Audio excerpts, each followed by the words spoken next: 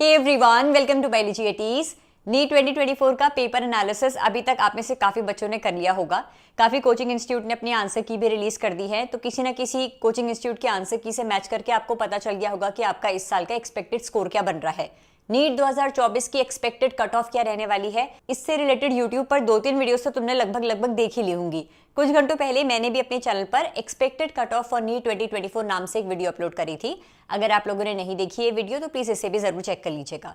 देखो बच्चों, जब एक्सपेक्टेड कट ऑफ की बात आती है तो मैंने पिछले वीडियोस में भी बताया है कि हर एजुकेटर जो भी आपको एक्सपेक्टेड कट ऑफ बता रहे हैं वो प्रीवियस ईयर्स की कट ऑफ के बेसिस पर बता रहे हैं कि पिछले साल इतने बच्चों ने अपियर हुआ था एग्जाम में, ये एक डिफिकल्टी लेवल था, इतनी नंबर ऑफ सीट्स थी, इतनी कट ऑफ गई थी। इस साल इतने बच्चे अपियर हुए हैं, इतनी सीट्स है, इतना डिफिकल्टी लेवल था, तो उसके अकॉर्डिंग इतनी एक्सपेक्टेड कट ऑफ जा सकती है। जो भी आपको एक्सपेक्टेड कट ऑफ बता रहा है वो श्योर शॉर्ट कट ऑफ नहीं है, उसको फिक्स्ड पत्थर की लकीर मत मानिएगा। उससे +-5-10 करके चलिएगा कि इससे +5 भी जा सकती है कट ऑफ, -5 भी जा सकती है।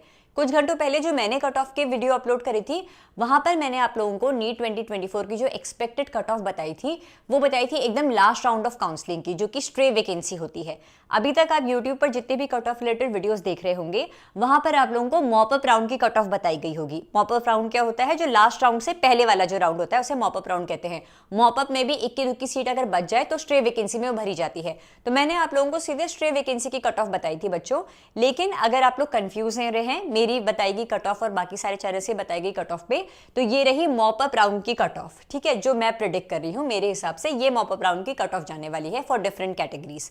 अच्छा, जब भी आप नीट 2024 की एक्सपेक्टेड कट ऑफ चेक कर रहे हैं, कम से कम 2-3 चैनल्स पर expected cut off for last round of counselling mop up round देखें और देखेंगे डिफरेंट एजुकेटर्स क्या कह रहे हैं। उसके बेसिस पर आप लोगों को एक आइडिया लग जाएगा कि हाँ लगभग इतनी कट ऑफ जाने वाली है।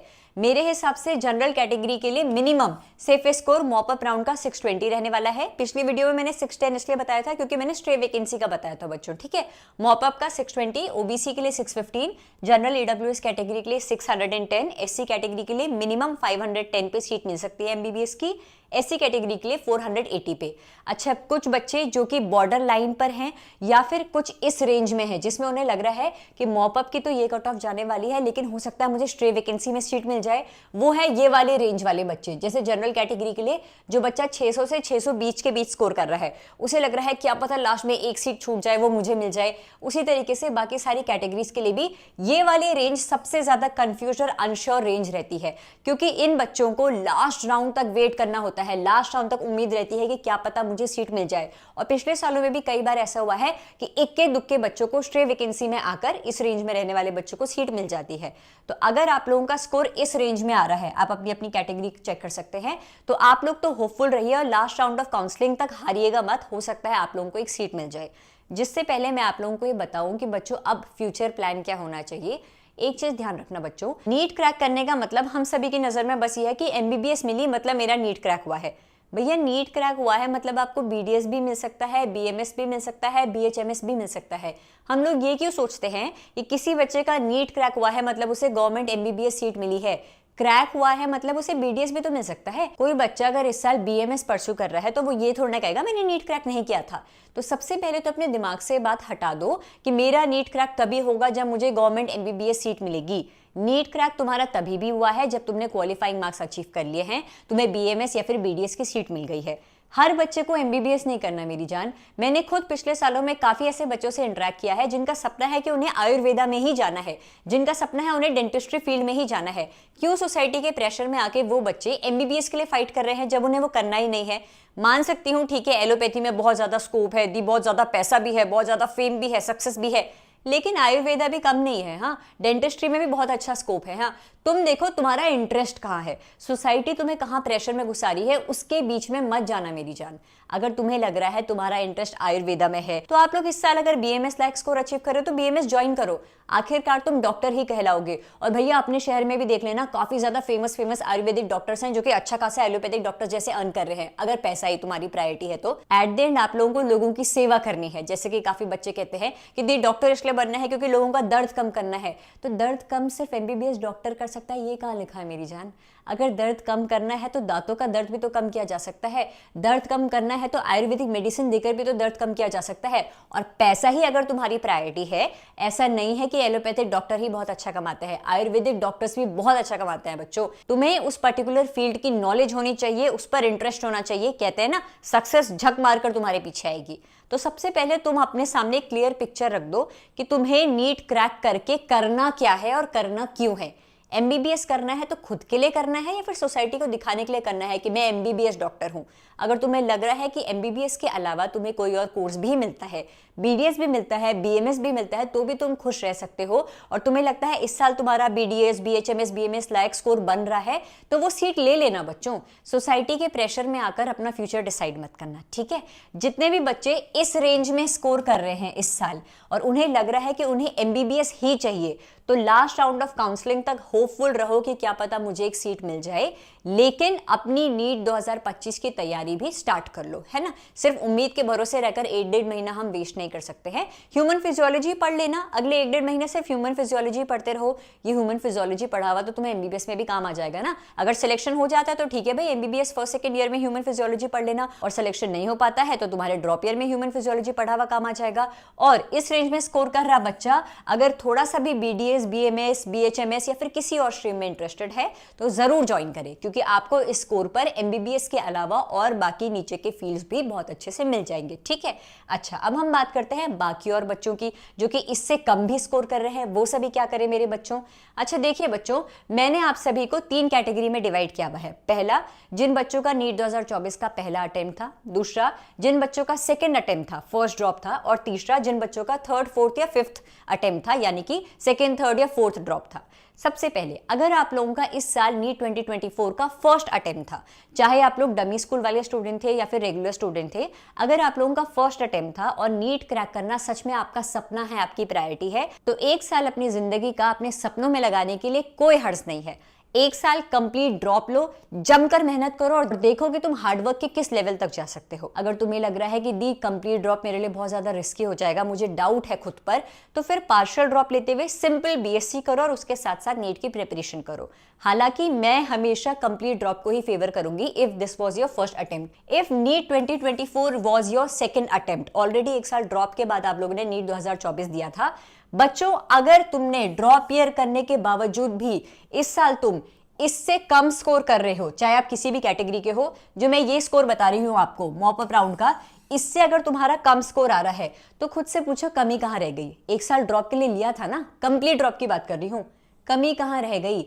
अगर कमी रही प्रिपरेशन में तो खुद से पूछो, भाई रिसोर्सेज भी अवेलेबल थे, यूट्यूब पर इतनी फ्री वीडियोस थी, मैंने ऐसी क्या गलती करी जिसकी वजह से मेरी प्रिपरेशन स्ट्रांग नहीं रह पाई, और तुम्हें अपनी गलती का रियलाइजेशन हो गया है, तुम्हें लग रहा है इस साल एक और कंप्लीट ड्रॉप लेकर देख लेता हूं, वो प्रिपरेशन की कमियों पर मैं आई एम श्योर वर्क कर पाऊंगा, तो ही कंप्लीट ड्रॉप लेने की सोचना।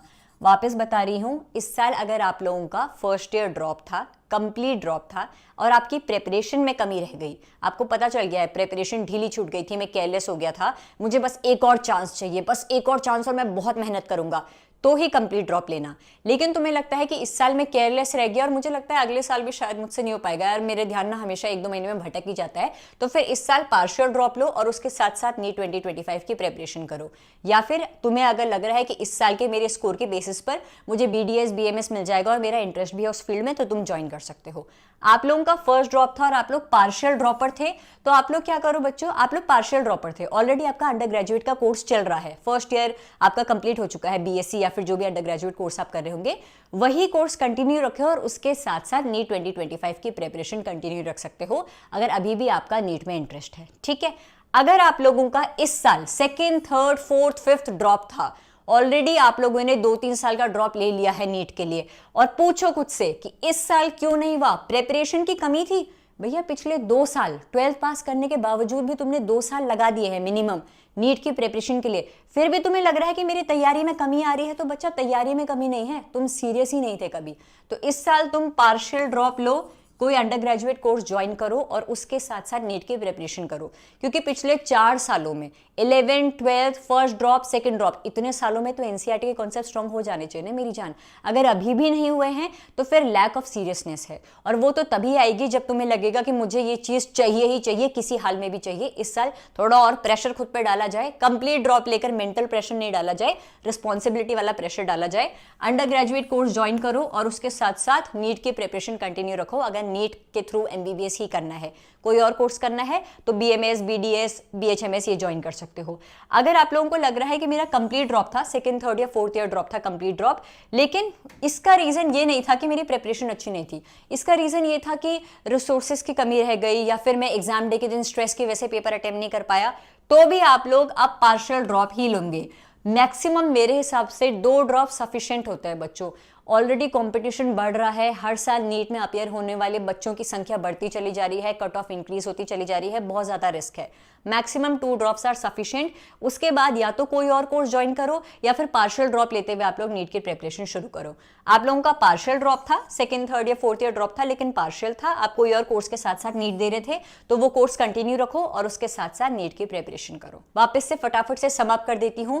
अगर नीट 2024 आप लोगों का पहला अटेम्प्ट था तो मेरे हिसाब से आप लोगों को खुद को 1 साल देना चाहिए। 1 साल ड्रॉप करिए और नीट की जमकर प्रिपरेशन करिए। ओनली इफ नीट क्रैक करना इज योर सपना, तुम्हारी प्रायोरिटी है। अगर नीट 2024 तुम्हारा फर्स्ट ड्रॉप के साथ इस साल हो रहा था, कंप्लीट ड्रॉप तुमने लिया हुआ था, प्रिपरेशन की कमी की वजह से इस साल तुम्हारा नीट नहीं निकल पा रहा है, तो एक और कंप्लीट ड्रॉप तुम ले सकते हो, बस इस रिस्क के साथ और इस प्रॉमिस के साथ कि इस साल मैं प्रिपरेशन में कोई और कमी नहीं आने दूंगा, बहुत ज्यादा सीरियस हो जाऊंगा, डिस्ट्रैक्शंस को गुड बाय कह दूंगा। लेकिन अगर तुम्हें लग रहा है तुम्हारा ध्यान भटकता चला रहता है तो पार्शियल ड्रॉप के साथ साथ इस साल तुम नीट की प्रिपरेशन करोगे। अगर तुम्हें लग रहा है कि इस साल प्रिपरेशन अच्छी थी लेकिन एग्जामिनेशन स्ट्रेस की वजह से, हेल्थ इश्यूज की वजह से मेरा पेपर अच्छा नहीं जा पाया, तो भी तुम लोग पार्शियल ड्रॉप लोगे और उसके साथ साथ नीट की प्रिपरेशन कंटिन्यू रखोगे।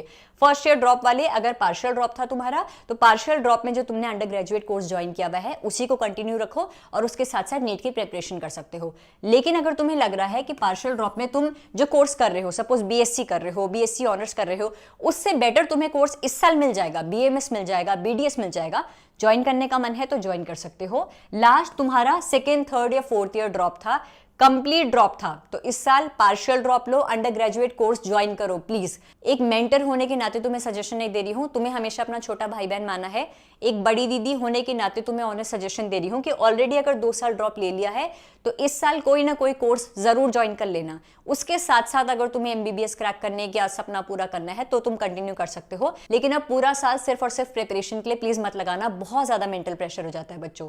पार्शियल ड्रॉप था तो अपनी जो अंडर ग्रेजुएट की डिग्री है उसी को कंप्लीट करते रहो और साथ साथ नीट की प्रिपरेशन करते रहो, ठीक है। नीट 2025 की कैसे तैयारी शुरू करनी है, क्या आपका अगले 10-11 महीने का प्लान होना चाहिए, उसके रिगार्डिंग जल्द ही मैं वीडियो अपलोड करूंगी। स्टे ट्यून्ड टू बायोलॉजी एटीज for upcoming videos. Thank you.